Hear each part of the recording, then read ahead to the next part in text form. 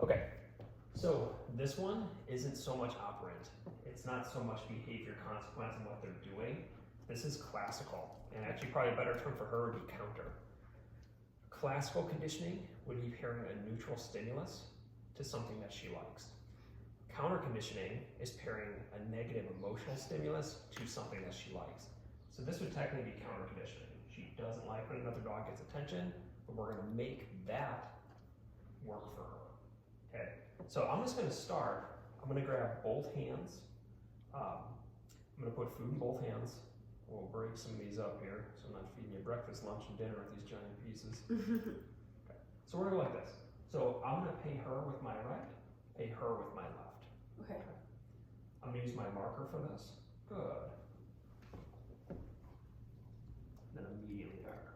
Okay, and you can see that shift with her from even right here, because she gets a resource. She's like, wait a minute. Well, it tells me we're working at what's called a threshold, right? She, like this distance, that's, you could already see that starting, the fixation. Yeah. So we're working with an approach where we're teaching her, this means this, right? We're trying to change how she feels about that. Good. And again, it's not the only thing that we do, because we have a lot of other pieces with this as well. We're gonna practice that recall, come when called a lot, being able to call her away from resources. So when we start to see her signs, like she'll tell you, like she doesn't immediately go to it, like the immediate attack's not immediate, but the signs are right there. Right. We're gonna get a high level recall. I would suggest, good, using a remote collar for the amount of control you're gonna need, because she is serious. You know, when she decides to go, I'm gonna attack, she's very serious about that. That's definitely no joke. So you have to be able to back up what you say. Right. And it might not be something that you have to do for the life of the dog, right? Do a correction with that. But some corrections create inhibition. And even if you're calling her away, picture she does it 100 times. As soon as she thinks about it, damn it, I gotta turn around, or else this is gonna happen, right? That's like an obedience management form, or she starts to do it, place, Emmett, right? Same thing like I was talking about with the place. Where they have specific areas to chew. This is where we also talk about crating. So management until we have a command. So until she is solid with place, and if you want to teach place to these guys too, as we were talking, it takes two to tango, right? She's the one with the problem. It's a very natural problem. Like animals do this stuff all the time. Yeah. So, you know, kids do it too. All the time. Every day. Good. Yeah, I definitely remember doing that with my brother. He was older, so he was like, no, I get it. Oh my god. Jack and Jacob. Plus, their names are pretty close, but the little one we mostly call him Dale. Oh, That's yeah. his middle name. Dale. If you see him, you go, yeah, that's Dale. Total Dale. He just turned 2, and he's basically Winnie the Pooh came to life. That's what it is. He's he was even chubbier like 6 months ago. But once he started walking, he's so chubby. He's got this big head. The doctor even laughed and go, he's got a pretty big head. He's got a pretty big head, a nice belly. Like one of my friend's moms goes, ooh, he's sturdy, isn't he? Sturdy. Yeah. Like you just look at him and you go, Oh, what was that? she's nervous about my emotion there. Yeah, I guess. So this way I can just toss. Oh, we were closer than this. Yeah, I thought so too. So I'm just gonna toss to her, and that's fine. So like when we pick up on these things, like it's that spatial pressure. Probably what it is the fact that I'm getting lower because I'm extending myself. Because I want to have some speed to this. I don't want to be good. Take my time over here, and then I want to bang right there. I think her allergies have been bothering her a lot too, so that maybe she's just bothered in general. So when you see stuff like that, that's called a layered stress model. Totally valid, right? So it's kind of like this. Like this morning, I got to wake up. My first 2 of the day, I knew they were going to cancel. So I took my time. One's on vacation. One told me she had like a show to go to. And my one right after you, the guy is a police officer that works 3rd shift, so he sleeps in. So I'm like, I wish I could. So, hey, someone do a 9 and a 10, call it good. But I knew that wasn't possible. So I was actually able to wake up today, spend a little time with my family, spend a little time relaxing, train my dogs. I'm like, oh my god, got to that this week, and have some time. So I'm actually genuinely in a better mood than I would typically be if I'm like, oh, I got up, oh, kids, food, eat it, get out, dogs, go, gotta go to work. Right. And that's the layered stress model. So like, even like, if someone has like a headache, they're generally in a worse mood, they're closer to that edge. When she relaxes on her own with a bear, they're closer to that edge, and it just makes it more irritable. General, very valid thing. Good. Yeah, that makes sense. Now, when it comes to attention, so we just saw with her, she doesn't really want my attention, right? So I'm not gonna be like, oh, where's a good baby? She'd be like, not me. I'm gonna have you do that because she guards your attention. Like she guards you as a person, and not in a flattering way. Like, this is my mom. I don't want you to hurt her. She goes, no, this is my mom. You hit the brakes. So you're not going near her.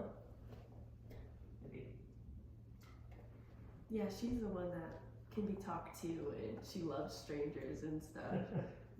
She seems like a total sweetheart. She is. Yeah, we just got her DNA results back today, and she has lab and golden retriever in her, and we're like, oh, yep, makes sense. Well, I can see it. Man, my wife had the weirdest, technically a hybrid, growing up. So the mother was a golden retriever, father was a coyote. Oh, interesting. what? Why? Let's see. Well, her parents probably never go on my thing. I'll just talk. Why that was the choice for a childhood dog, I don't know. Right. I wouldn't do that. I have kids. Like, here, guys, you want a coyote? No. It's okay, buddy.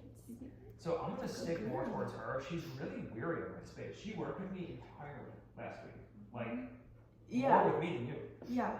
She was totally fine. So yeah, is it the shirt? I don't like it either.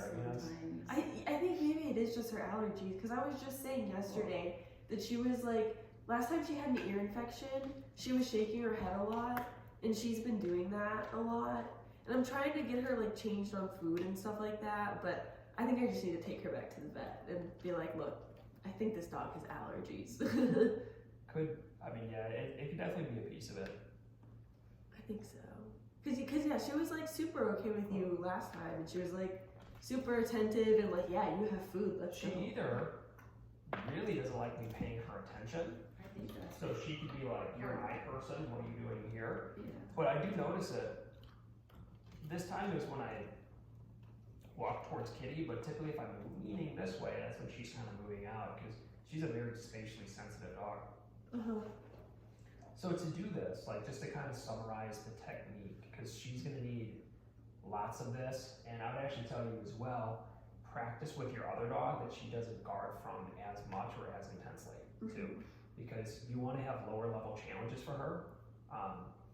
The way that you could decrease a challenge for her and not get her like right on the edge of resource guarding all the time would be work with a dog that she doesn't do that as much with, and then work with quite a bit of space. Good.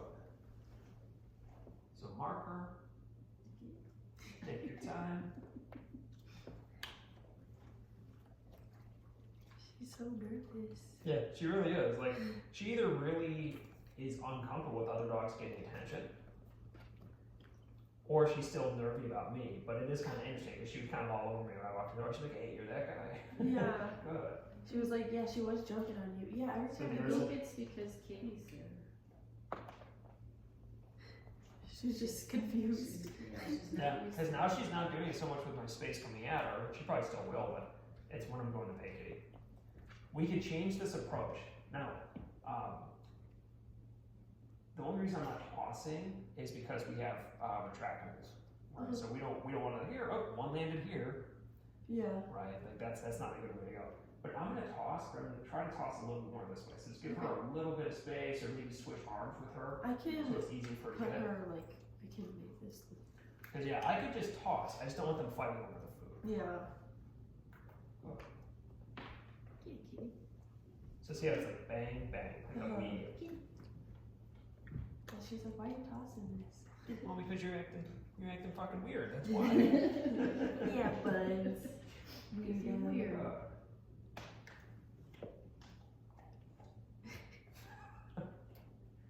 It's right there. It's right there, buns. Sometimes I feel like her eyes don't work too good. In this case, it would be the nose. Oh yeah. But you know what? Honestly, for as like awesome of noses as dogs have, you should see like nose work classes. And you notice my dog, like I actually had Dalton, my oldest dog in my car today, as he's gonna go work with the Great Dane. I have a reactive Great Dane is my next one. And so Dalton doing this, and he's got a good year of nose work under his belt. He's still off the ball. He's Yeah. like, it should be pretty obvious, but it's the odor is very potent. I taught him nose work in actually several different ways because he's kind of my experiment dog. Mm-hmm. Right? He goes, and that sounds bad, but you know, if I'm going to decipher what techniques are better or why I'm doing something the way that I'm doing it, you know, I've had him the longest, and he's, you know, he's much more holds it together better than Mamba. Mamba's so crazy. Dalton's much more composed to try these things out with. Mm-hmm. So yeah, he gets to try a lot of methods with me. So Dalton started with I actually was teaching him in scent work boxes, which is like a foot cubed box that has 2 holes in it, and you start teaching the indication first. So if they find something low, you want their nose in it, pointing at it, and they would actually be doing it down. And if it's a little higher, they would be doing a sit. And that's like drug dog stuff. Dalton started there, totally sucked at it. He was very confused. Then I switched him up, and I started doing what's called the retrieval method. And so Dalton has an awesome formal retrieve. One of the first things I started doing with him, so I was really into the idea of like service dogs. So I'd go pick up my keys, pick up the remote, whatever, and do it with a soft mouth and not destroy it. Uh-huh. So there's a retrieval method of scent work where basically I take a PVC pipe, drill holes in it. I took a paper towel, kind of drenched it in the scent, which this is just an essential oil. So I think it was birch that I first did this with. But I put that in there and hey kid, let's go find it. Whatever, you know, throw the PVC pipe, then you would pick it up. And it was in plain sight, and I did this like 20, 30 times. Good. And then I started tossing it like into a pile of, basically just like, you know, old shirts or, you know, cardboard or boxes, things like that. So we have to go searching for it. All of a sudden he's like searching for birch, right? But the only problem was that he'd pick it up and bring it back to me. So he wouldn't have like a true indication. He'll still do that periodically. Good. This morning he picked up the scent tin and brought it to me. So I was like, okay, that method gets to the search pretty quickly. But then you have to fade them picking up the scent container. So if your dog just won't search, it's kind of nice to do that. Then I started doing the scent tube method, where this is going to focus on teaching them the odor right away, teaching an indication, which is a freeze at any source, no matter the height, they're going to freeze at it. Are you choking or something? I gotta wait for you to finish before I do some more. What's going on here? She loves food. So I started doing it like that, and that was cool. They were on odor right away. I started putting the scent tin in a suet box and hanging it up, and that was actually my favorite method so far. And then I started going to school for it because I want to have, you know, the letters behind my name saying, you know, it's the CNWI, Certified Nose Work Instructor. When people are looking for it, it's nice to have that instead of like, here, I'm just some guy that teaches your dog to smell oil. Right. You know, like I want to have that be on my name. And they teach it entirely differently. So different. Liking it a lot as far as their thoughts with it, good. But it takes a long time. And the dog does not get on odor right away, and I don't like the indication process so far. So basically, you'll have the search. So they actually start searching for primary, which is just food. So in their method, I'm going to take like anywhere between like 4 and 10 boxes, somewhere in the middle, generally. And I'm just going to have like shoe boxes. I actually bought a bunch of wooden boxes for this. Nice. Ooh, good job, Buns. Nice. Good job, Bubba. Good job. We've been doing that with balls, like when she's not very good at like fetch, so like I'll throw it in the air and she'll catch it, and she gets happy about that. She hasn't learned to bring the ball back. She just takes it and runs with it. I have videos on my page of that. Oh, really? Yeah, you can teach that with a retractable. Uh-huh. Most dogs are not just gonna innately bring that back to you. It's funny because the other one, Cody, she actually does. Like, we never taught her anything, and she she gets so excited, like she wants you to throw it so bad. Like she just brings it right back to you. She's like, throw it. Oh, yeah, Does she do a good drop it? yeah, she drops it. Well, she'll put it right on the couch next to me, like she knows. Or she'll like put it in your lap, Yeah. like. And then toss it. You're looking for nothing. There you Oh, look, go. A Tom Brady do there. Put it right in your mouth. And you drop it. It's under your foot. There's the second one. Yeah.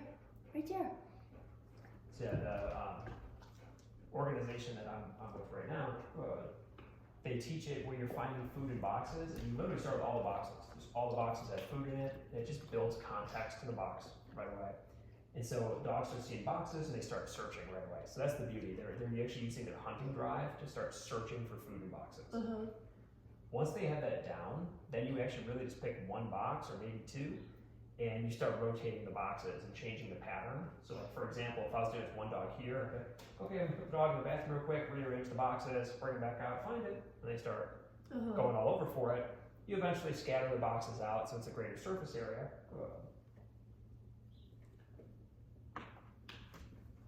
And then you wind up taking that tin that has Q-tips scented with the essential oil in it, and you put it right next to the food.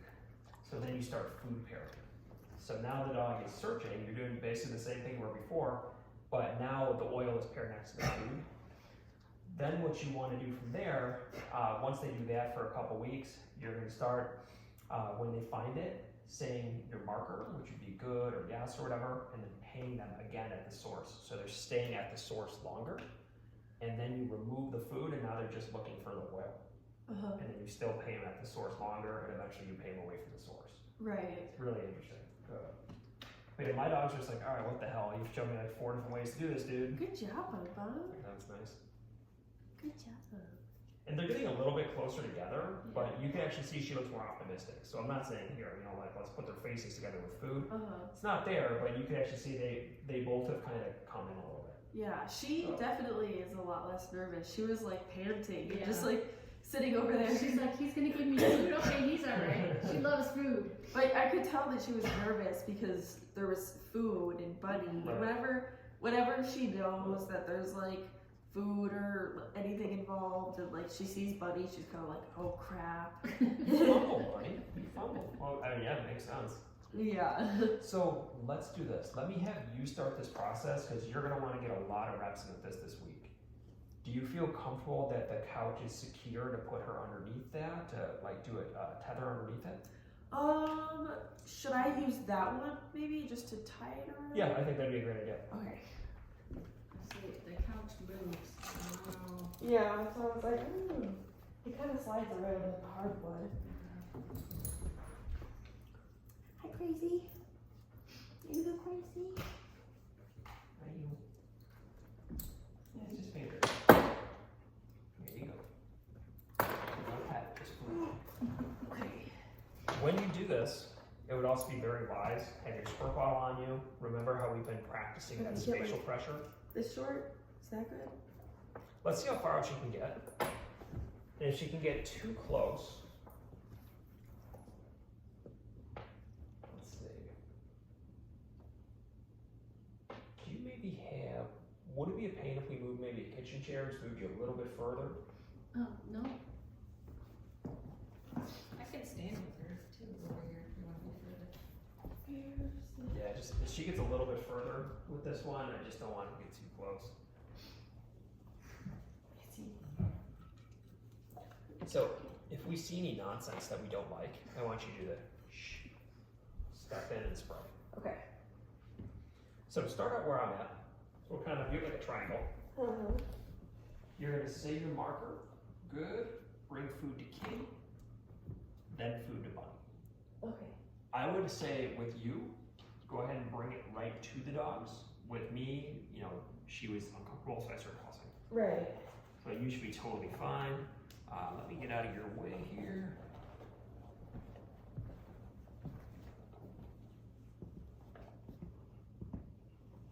And go food in both hands, right hand kitty, left hand buddy. Okay. Good. Yep, there you go. Perfect.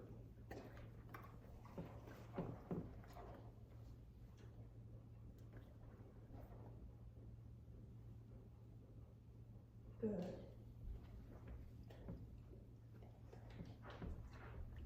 Isn't it funny that there's like a threshold to this? Like she can observe it from 5 feet, but it's a little closer. Yeah, it would be the end of the world. Good. She's very observant, but I'm not seeing any weird signs from her. At first, she was kind of like, Yes, when we first did that, she was like, "What the hell?" yeah. Good. Kitty's so ready to eat. Yes. Ooh. I'm gonna pause this and then restart.